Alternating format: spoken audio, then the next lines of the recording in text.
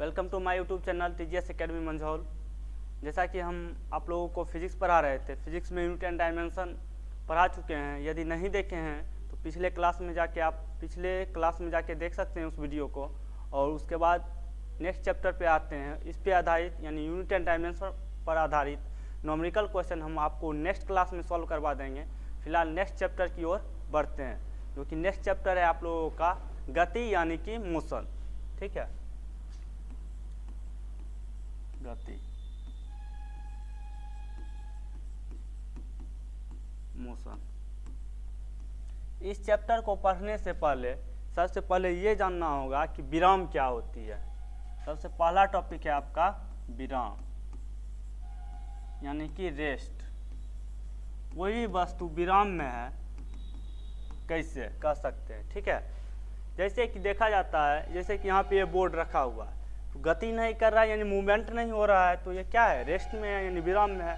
तो विराम की परिभाषा क्या हो सकती है, यानी कि कोई भी वस्तु जो समय के सापेक्ष क्या करे, अपने स्थान में परिवर्तन नहीं करे। यानी कि समय के सापेक्ष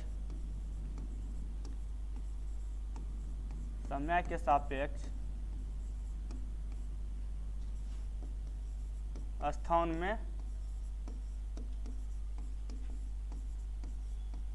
परिवर्तन ना करे। ठीक है, यानी समय के सापेक्ष क्या होता है कि कोई भी वस्तु जो रखा हुआ है, जैसे कि यहाँ पे बोर्ड रखा हुआ है, जैसे मान लीजिए हम यहाँ पे खड़ा हैं, तो एक चीज़ तो है कि जो हर हमेशा चलते रहती है, कभी रुकती नहीं है। जैसे कि समय हो गया, समय कभी रुका हुआ देखे हैं आप? सो भी जाते हैं, घर जाते हैं, सो भी जाते हैं, उसके बाद भी समय क्या होता है, चलते ही रहता है, समय कभी रुकता नहीं है। इसीलिए कहा गया, यानी कि विराम का परिभाषा है कि समय के सापेक्ष किसी भी वस्तु यदि अपना स्थान परिवर्तन नहीं करे तो वह किस अवस्था में कहलाएगी, वह वस्तु विराम अवस्था में कहलाएगी या विराम अवस्था कहलाएगी। ठीक है, ये तो विराम का हो गया। जब विराम में है तब इसके बाद देख लेते हैं गति। गति क्या होती है? गति का परिभाषा भी हम कह सकते हैं, गति यानी मोशन।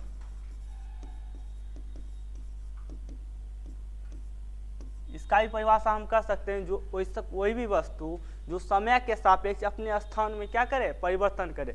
जैसे हम यहाँ पे अभी हैं, समय बढ़ रहा है और समय के सापेक्ष हम क्या किए, अपना स्थान में परिवर्तन कर लिए, उसी को क्या कहेंगे, वस्तु गति में है। ठीक है, यानी समय के सापेक्ष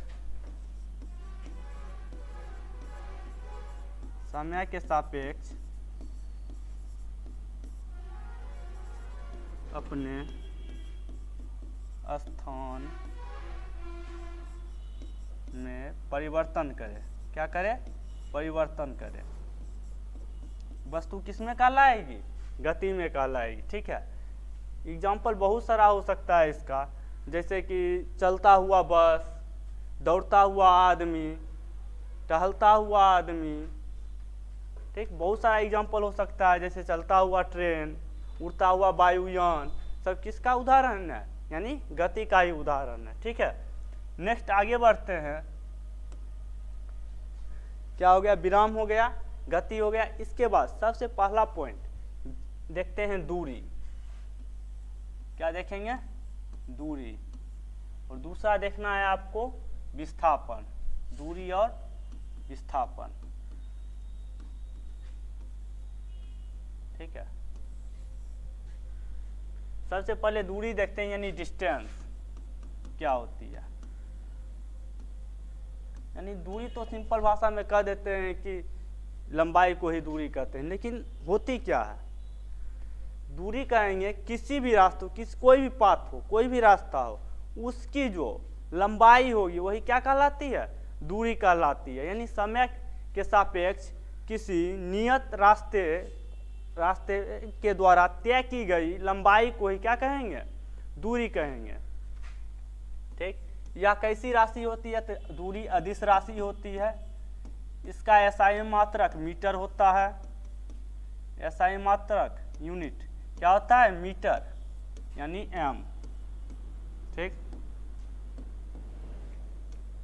मीटर होता है। नेक्स्ट देखते हैं अब देखिए दूरी दूरी को देखिएगा, यानी कि कोई भी रास्ता रहता है उसका एक अपना फिक्स दिशा नहीं होता है। कभी जैसे घर से हम लोग यहाँ आते हैं, क्या आते हैं, टर्न इधर टर्न, जो भी रास्ता होता है रास्ते से होके आते हैं, यानी कि एक फिक्स दिशा नहीं होती है दूरी की। इसलिए इसको किस में रखा गया, अदिश राशि। और यह हर हमेशा क्या होता है, धनात्मक होता है। यह हमेशा धनात्मक होता है। कभी किसी दूरी को देखे हैं ये माइनस में लिखते हुए, नहीं। ठीक है, अब बढ़ते हैं विस्थापन की ओर। देखिए विस्थापन क्या होता है, विस्थापन यानी कि डिस्प्लेसमेंट।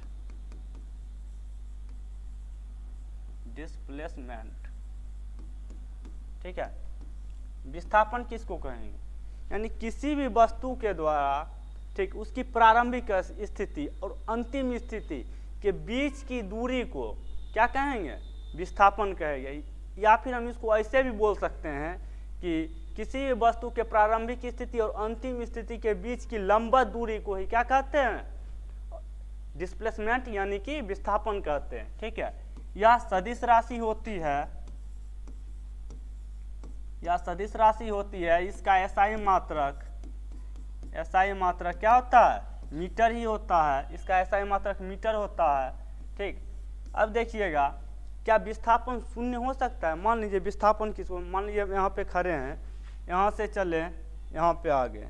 ठीक है, जैसे ही यहाँ पे आए तो दोनों के बीच का जो लंबा दूरी होगा वही क्या कहलाएगा, विस्थापन कहलाएगा। अब देखिए क्या दूरी निगेटिव यानी विस्थापन निगेटिव हो सकता है। यदि हम यहाँ पे पुनः अपनी जगह पे ही आ गए तो यहाँ पे विस्थापन क्या होगा, अंतिम स्थिति और प्रारंभिक स्थिति दोनों तो एक ही है, तो यहाँ पे विस्थापन क्या हो जाएगा, शून्य हो जाएगा। यदि इसी से हम पीछे यदि आ जाते हैं, थोड़ा पीछे आ गए, तो इस समय विस्थापन क्या हो जाएगा, प्रारंभिक स्थिति से अंतिम स्थिति क्या हो गया, पीछे चल गया। यहाँ पे विस्थापन क्या हो जाएगा, निगेटिव हो जाएगा। यानी कि विस्थापन क्या हो सकता है, धनात्मक, ऋणात्मक तथा शून्य, कुछ भी हो सकता है। ठीक है, यानी कि विस्थापन क्या हो सकता है, या तो धनात्मक होगा या ऋणात्मक हो सकता है या फिर शून्य भी हो सकता है। ठीक है, अब आगे बढ़ते हैं, थोड़ा देख लेते हैं। ठीक है, आगे बढ़ते हैं, देखते हैं। मान लीजिए कोई वस्तु या फिर कोई आदमी यहाँ से चलना प्रारंभ किया 10 मीटर दक्षिण दिशा में, 5 मीटर मान लीजिए चल दिया पूरब दिशा में, फिर 10 मीटर दक्षिण दिशा में, फिर 8 मीटर पूरब दिशा में, उसके बाद फिर 7 मीटर दक्षिण दिशा में चला। ठीक, यदि यहाँ पे पूछ दिया जाए, पॉइंट ए ले लीजिए, मान लीजिए ये पॉइंट बी ए है और ये पॉइंट बी है, यानी बिंदु ए से चलना प्रारंभ किया और बिंदु बी तक पहुंच गया। तो इसमें यदि पूछा जाए कि दूरी और दूसरा विस्थापन, यानी कि दूरी और विस्थापन क्या होगा, दूरी क्या होगा और विस्थापन क्या होगा। ठीक है, तो निकालने के लिए सिंपल सी दूरी के लिए हम आपको क्या बताए थे, यानी पाथ की जो लंबाई होती है वही क्या कहलाती है, दूरी कहलाती है। तो दूरी निकालना एकदम सिंपल है। क्या करेंगे, सबको जोड़ लेंगे, 10 5 15 15 10 25 8 33 7 40। ठीक है, यानी दूरी बराबर क्या हो जाएगा, 10 + 5 + 10 + 8 + 7, 8 7 15 5 20 20 40। यदि दूरी मीटर में होगा, मीटर मान लेते हैं मात्रक, तो इसका क्या हो जाएगा, दूरी 40 मीटर टोटल डिस्टेंस। ठीक है, अब देखिएगा जो विस्थापन होती है, विस्थापन प्रारंभिक बिंदु और अंतिम बिंदु के बीच की न्यूनतम दूरी होती है, यानी इसको इससे लेते हैं। ठीक है, मान लीजिए इसको हम इससे मिला दिए। ठीक, ये जो न्यूनतम दूरी होगी या लंबवत दूरी होगी, यही इसका क्या हो जाएगा, विस्थापन हो जाएगा। तो विस्थापन निकालने के लिए देख लीजिए, हम क्या करते हैं, इसको नीचे बढ़ा देते हैं और इसको इधर बढ़ा देते हैं। ठीक है, इधर मिला दिए, फिर इसको इधर, इसको इधर। यानी पैरेलल लाइन खींचे हैं, ठीक है। अब देखिए जैसे ये 10 मीटर है, ये 10 मीटर है तो ये भी कितना हो जाएगा, 10 हो जाएगा। ये 5 है तो ये भी 5, ये 5 तो ये भी 5, ठीक है। अब देखिएगा ये 8 तो ये भी 8, और इधर देख लीजिए ये 7 तो ये 7 मीटर, और ये 7 तो ये भी 7 मीटर। ये टोटल डिस्टेंस कितना हो जाएगा, 10 10 20 7 27 मीटर, 27 मीटर ये डिस्टेंस, ठीक है। अब ये डिस्टेंस कितना हो जाएगा, 8 5 13, ये डिस्टेंस 13 मीटर, ठीक है। अब देखिए इस ट्रायंगल को यदि देखिएगा, ये एक ट्रायंगल बन रहा है ए बी, इसको इस पॉइंट को मान लेते हैं सी, ए बी सी क्या बन रहा है, एक ट्रायंगल बन रहा है। कैसा ट्रायंगल बन रहा है, एक राइट एंगल ट्रायंगल बन रहा है। यहाँ पे ये देखिए ये यदि परपेंडिकुलर हो गया, ये बेस हो गया, तो ये क्या हो जाएगा, हाइपोटेनस हो जाएगा ये भी, ठीक है। तो एक पाइथागोरस थ्योरम आप लोग पढ़े होंगे कि कर्ण का स्क्वायर बराबर लंब स्क्वायर प्लस आधार का स्क्वायर, ठीक है। अब देखिएगा यहाँ पे लंब स्क्वायर, ठीक है। अब यहाँ देखिएगा लंब, यहाँ पे यदि ए सी है, यानी लिख सकते हैं नाम, इसको लिख देते हैं ए बी, स्क्वायर को इस तरफ भेज दिए तो रूट अंडर, और लंब को मान लेते हैं ए सी स्क्वायर प्लस आधार क्या हो जाएगा, B C square. Value put कर देते हैं, 27 का स्क्वायर प्लस 13 का स्क्वायर, ठीक है। इसको ऐड कीजिए, 27 का स्क्वायर कितना होगा,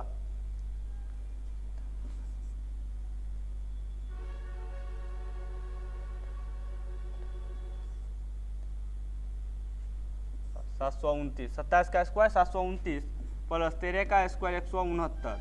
अब दोनों को ऐड कर लीजिए, कितना आएगा, लगभग 9 9 8 6 2 8 1 9, ठीक, और 7 1 8, यानी कि 898, लगभग 900 के करीब है। यानी इसका वैल्यू कितना के लगभग आ जाएगा, यहाँ पे लिख देते हैं, विस्थापन क्या हो जाएगा, लगभग 30 मीटर के लगभग होगा, 30 मीटर, ठीक है। उम्मीद करते हैं कि आप लोग समझ गए होंगे, ठीक है। इस पे एक और क्वेश्चन बना के दिखाइए।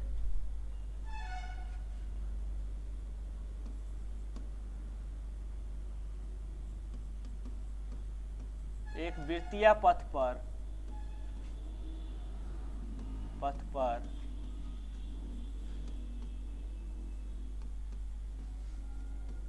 कोई व्यक्ति, वृत्तीय पथ पर कोई व्यक्ति 2.5 चक्कर मारता है या दौड़ता है, 2.5 चक्कर मारता है या दौड़ता है, ठीक। तो उसका विस्थापन ज्ञात करें।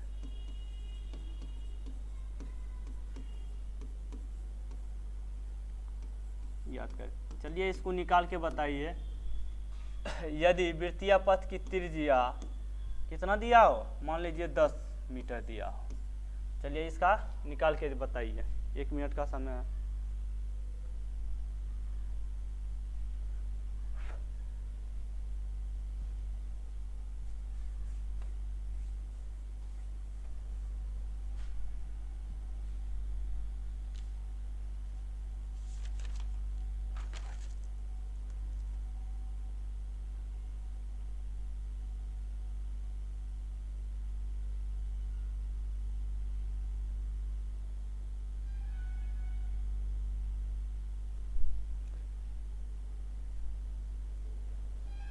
चलिए उम्मीद करते हैं कि बन गया होगा, ठीक है। देख लेते हैं, एक बार आप लोग मिला लीजिएगा इसको, ठीक है। मान लीजिए यह एक वृत्तीय पथ है, ठीक है, वृत्तीय पथ है। मान लीजिए कोई वस्तु यहाँ से चलना प्रारंभ किया, यहाँ से कोई वस्तु ए से चलना प्रारंभ किया, और यहाँ से जैसे ही 1 चक्कर लगाएगा, फिर पुनः इसी बिंदु पे आएगा, तब 1 चक्कर पूरेगा। यानी कि 2 चक्कर यहीं पे मार दिया। तो विस्थापन यानी कि विस्थापन क्या हो जाएगा, यदि हम यहाँ से चलना प्रारंभ किए और यहीं पे आके क्या हुआ, यहीं पे आके पहुँच गए, तो विस्थापन क्या हो जाएगा, 0 होगा। यानी कि 2 चक्कर मारेंगे तब भी यहीं पे आएंगे, और यहाँ पे 2 चक्कर तक विस्थापन क्या हो जाएगा, 2 चक्कर में विस्थापन लिख सकते हैं, 2 चक्कर में विस्थापन क्या होगा, 0 हो जाएगा। ठीक, 0 होगा। तो अब जो बचा, यानी कि ये जो चक्कर बचा, यानी आधा चक्कर, यही आधा चक्कर आपका विस्थापित दूरी होगा। यानी 3 चक्कर में यहाँ पे पहुँचे, तो विस्थापित दूरी क्या होता है, प्रारंभिक बिंदु और अंतिम बिंदु के बीच की न्यूनतम दूरी को क्या कहते हैं, विस्थापन कहते हैं। यानी प्रारंभिक बिंदु ये है और अंतिम बिंदु ये है, इस दोनों के बीच की न्यूनतम दूरी क्या होगी, व्यास, जानते होंगे इसको। यानी कि 2 बिंदुओं के जो केंद्र से होके रेखा गुजरती है उसको क्या कहते हैं, व्यास कहते हैं, यानी डायमीटर कहते हैं।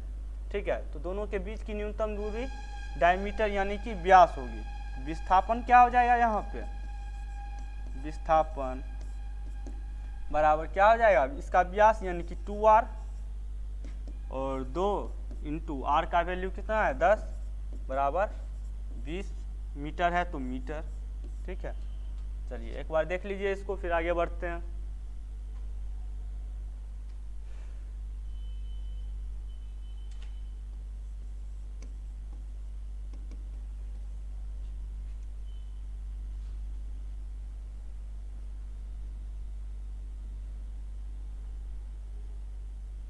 चलिए आगे बढ़ते हैं, उम्मीद करते हैं सीख गए होंगे।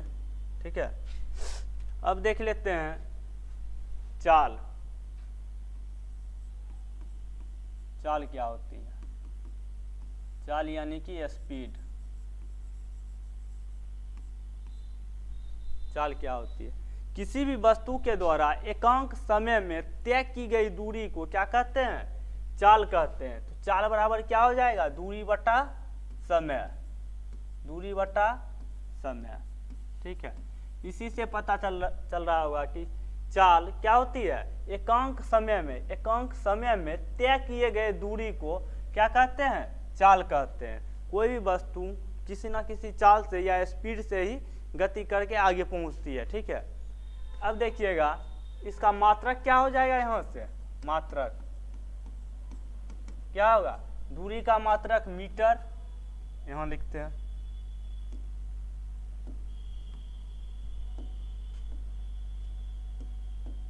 दूरी का मात्रक क्या होगा, मीटर, और समय का मात्रक क्या होता है, सेकेंड। इसका मात्रक क्या हो जाएगा, मीटर प्रति सेकेंड, या इसको हम इस फॉर्म में लिख सकते हैं, और मीटर सेकेंड इनवर्स, इस फॉर्म में भी लिख सकते हैं। नेक्स्ट आगे बढ़ते हैं अब। ठीक है, मात्रक हो गया। इसकी बीमा यदि पूछा जाए, बीमा क्या होती है, बीमा बराबर क्या हो जाएगा, मीटर, यानी लंबाई को बीमा में किससे निरूपित किया जाता था, एल से, तथा समय को किससे निरूपित किया जाता था, टी से, L/T। ठीक है, चलिए आगे बढ़ते हैं, इसको देखते हैं। अब ये नीचे में तो इसको ऊपर भेजेंगे, पिछले क्लास में बीमा निकालने के लिए बता दिए थे, इसको ऊपर भेजेंगे तो पावर क्या हो जाएगा, माइनस हो जाएगा। अब देखते हैं ये इसको इस फॉर्म में लिख सकते हैं, LT-1, या तो इसको इस फॉर्म में लिखिए, या फिर और M0LT-1 इस फॉर्म में भी लिख सकते हैं। ठीक है, अब देखिएगा चाल, या मतलब चाल में परिमाण तो होता है लेकिन इसकी अपनी कोई दिशा नहीं होती है। ठीक है, इसीलिए चाल को अदिश राशि कहा जाता है। या कैसी राशि होती है, चाल अदिश राशि होती है। ठीक है, अब आगे बढ़ते हैं, देखते हैं वेग को देख लेते हैं। ठीक है, वेग यानी कि वेलोसिटी,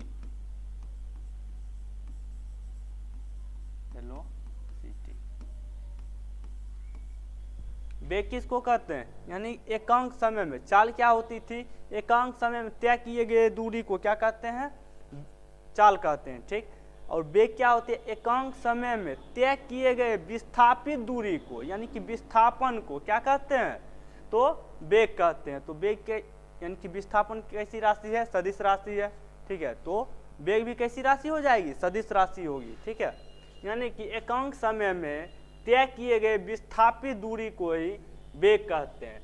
वेग बराबर क्या हो जाएगा, विस्थापन बटा समय, विस्थापन बटा समय, ठीक। इसकी भी मात्रक देख लेते हैं,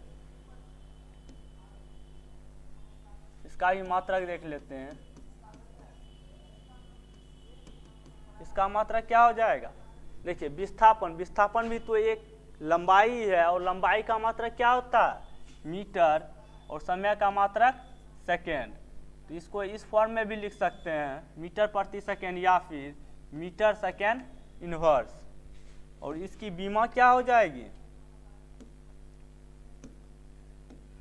बीमा,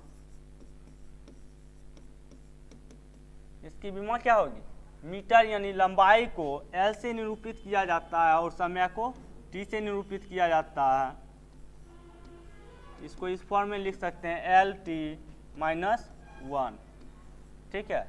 या फिर इसको इस फॉर्म में भी लिख सकते हैं M0 LT-1, ठीक है। अब देखिएगा, ये तो वेग हो गया, वेग का मात्रक, बीमा, परिभाषा हो गया। अब देखिएगा, यह एक सदिश राशि होती है, ठीक है। कैसी राशि होती है, सदिश राशि होती है, क्योंकि इसमें दिशा तथा परिमाण दोनों होता है, ठीक है। अब देखिएगा, विस्थापन क्या हो सकता है, धनात्मक हो सकता है, ऋणात्मक हो सकता है और शून्य भी हो सकता है, शून्य भी हो सकता है। जब विस्थापन पॉजिटिव, निगेटिव तथा शून्य कुछ भी हो सकता है, तो वेग क्या होगा, वेग भी धनात्मक हो सकता है, ऋणात्मक हो सकता है तथा शून्य भी हो सकता है। यानी कि वेग धनात्मक, ऋणात्मक तथा शून्य भी हो सकता है, ठीक है। चलिए एक बार इसको देख लीजिए, पढ़ लीजिए, फिर आगे बढ़ते हैं।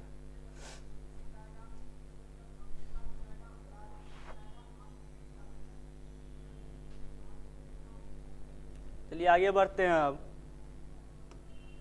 देखते हैं वेग, वेग को दो भागों में बांटा गया, ठीक है। वेग को दो भागों में बांटा गया, एक होता है प्रारंभिक वेग और एक होता है अंतिम वेग। एक होता है प्रारंभिक वेग और दूसरा होता है अंतिम वेग, अंतिम वेग, ठीक है।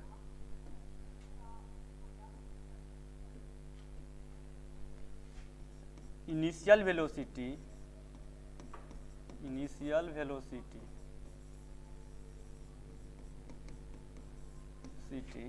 तथा फाइनल वेलोसिटी, फाइनल वेलोसिटी।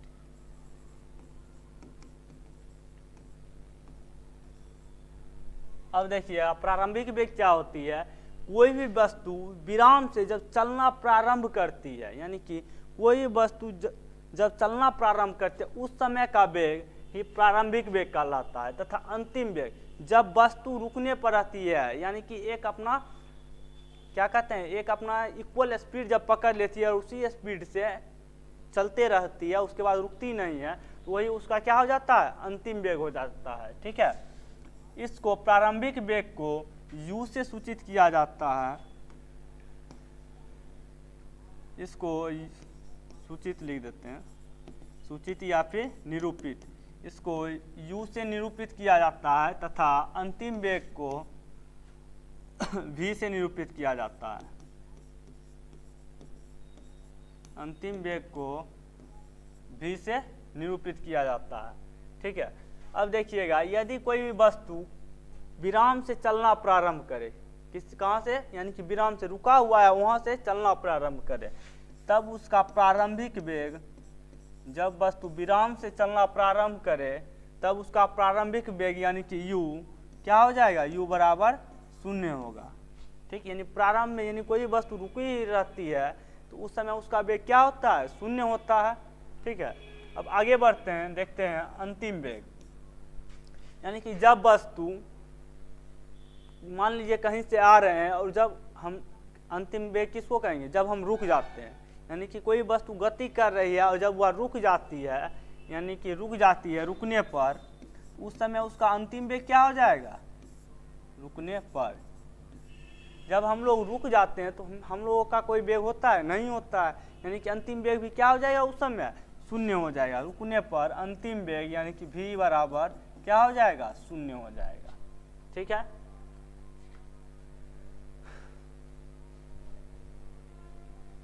चलिए आगे बढ़ते हैं। अब इसको एक बार देख लीजिए फिर आगे बढ़ते हैं।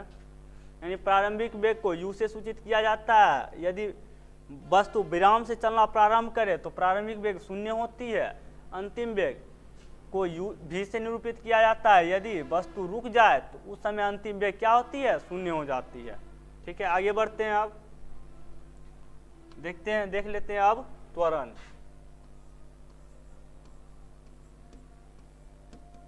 त्वरण यानी कि एक्सीलरेशन।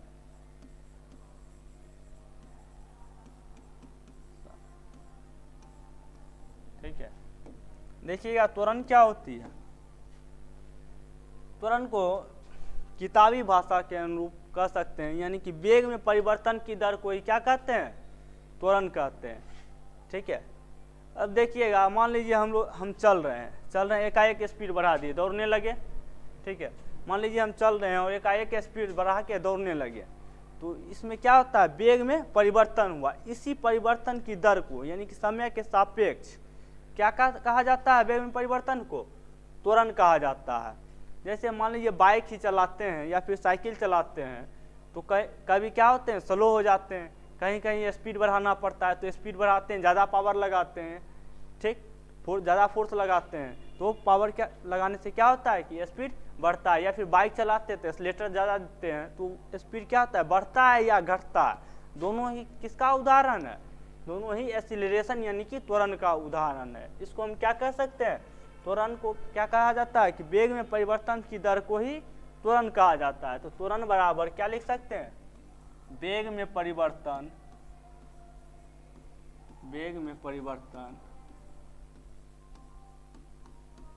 बटा समय।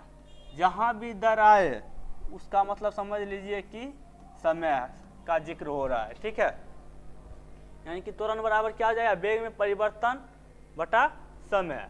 अब देखिएगा वेग में परिवर्तन कैसे होगा, यानी कि अभी जो मेरा वेग है और अंतिम वेग जो है, बाद में जो वेग होगा, दोनों के बीच का अंतर ही क्या कहलाता है, वेग में परिवर्तन। यानी कि अंतिम वेग माइनस प्रारंभिक वेग क्या होगी, वेग में परिवर्तन। इसको हम लिख सकते हैं अंतिम वेग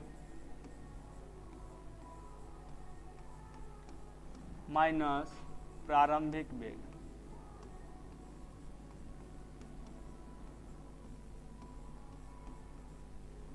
बटा समय। ठीक है, अब देखिएगा इसमें अभी तुरंत हम आपको बताए हैं अंतिम वेग को v से निरूपित किया जाता है तथा प्रारंभिक वेग को u से निरूपित किया जाता है। तो यहाँ पे हम रख सकते हैं अंतिम वेग के जगह पे v माइनस u बटा समय को किससे सूचित किया जाता है, t से। एक चीज़ और देख लीजिएगा, त्वरण को a से निरूपित किया जाता है, a से। यहाँ पे हम लिख सकते हैं a बराबर v minus u by t. ठीक, इसको ध्यान रखिएगा। अब देखिए t को हम यदि इधर भेज देते हैं तो क्या हो जाएगा, ए टी बराबर v माइनस u को भी इधर भेज देते हैं तो क्या हो जाएगा, v बराबर u प्लस ए टी।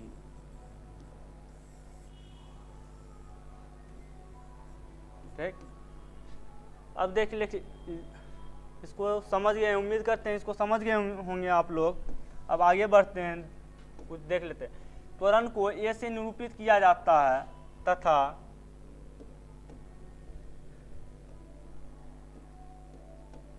यह कैसी राशि होती है, यह सदिश राशि होती है। यानी कि इसमें वेग, इसमें परिमाण तथा समय दोनों होता है, यह सदिश राशि होती है। इसका एसआई मात्रक देख लेते हैं, एसआई यूनिट, एसआई यूनिट यानी एसआई मात्रक क्या होगा। अब यहाँ से निकाल सकते हैं हम लोग वेग में परिवर्तन, यानी वेग में जो भी परिवर्तन रहेगा तो एक तरीका से वेग ही, वेग में परिवर्तन यानी कि वेग, इसको हम लिख सकते हैं त्वरण को। चलिए नेक्स्ट पेज पे देखते हैं त्वरण को। त्वरण को हम लिख सकते हैं डेल्टा भी यानी कि वेग में परिवर्तन बटा समय, ठीक। यानी वेग का मात्रक क्या होता है, मीटर प्रति सेकेंड, तथा समय का मात्रक सेकेंड। इसको ऊपर भेज देंगे, क्या हो जाएगा, मीटर प्रति सेकेंड स्क्वायर। ये क्या हो गया, वेग का मात्रक। लिख सकते हैं एसआई यूनिट या एसआई मात्रक क्या होता है, मीटर प्रति सेकेंड स्क्वायर, ठीक है। अब देख लेते हैं, ये तो एसआई यूनिट हो गया। अब आगे बढ़ते हैं, इसका बीमा। बीमा क्या हो जाएगा, देखिए मीटर को यानी लंबाई को किससे निरूपित किया जाता है बीमा में, एल से, तथा समय यानी सेकेंड को किससे निरूपित किया जाता है, टी से, एल बाय टी, और स्क्वायर है तो स्क्वायर, ठीक है। इसको इस फॉर्म में ऊपर भेज देते हैं तो क्या हो जाएगा, एल टी माइनस टू, या तो आप इसको इससे लिखिए या फिर और इस फॉर्म में भी लिख सकते हैं, M power 0 m0 L T minus two, ठीक है। चलिए ये बीमा हो गया। एक चीज और अब आगे देखते हैं, पहले इसको एक बार देख लीजिए, रिवीजन कर लीजिए, फिर आगे देखते हैं।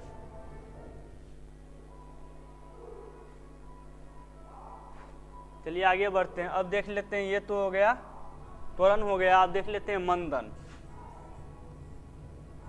मंदन यानी कि रिटार्डेशन,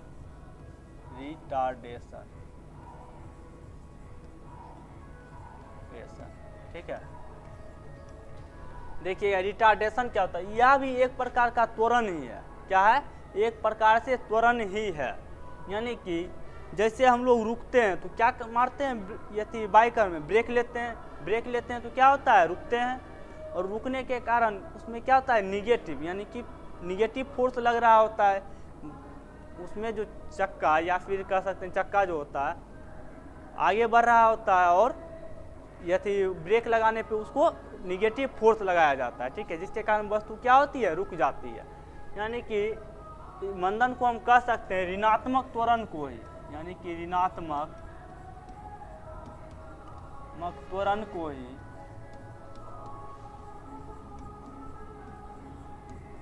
को ही मंदन कहा जाता है, ठीक है। ऋणात्मक त्वरण को ही क्या कहा जाता है, मंदन कहा जाता है।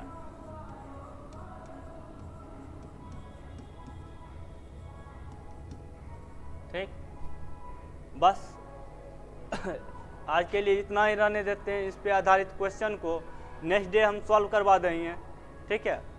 आशा करते हैं आप लोग ठीक होंगे और इसको आप लोग एक बार रिवीजन कर लीजिए। तथा यदि आप लोगों ने यूनिट एंड डायमेंशन का पिछला भी क्लास नहीं देखे हैं तो लिंक जो है डिस्क्रिप्शन में दिया हुआ है, आप पहले जाके उस वीडियो को देख लें, उस क्लास को देख लें, उसके बाद इसको यानी कि मोशन चैप्टर को पढ़िएगा तो बेटर ढंग से समझ पाइएगा, ठीक है। यदि वीडियो अच्छा लगा हो तो लाइक, शेयर और सब्सक्राइब जरूर करें, साथ में अपने दोस्तों के साथ शेयर जरूर करें। Thank you.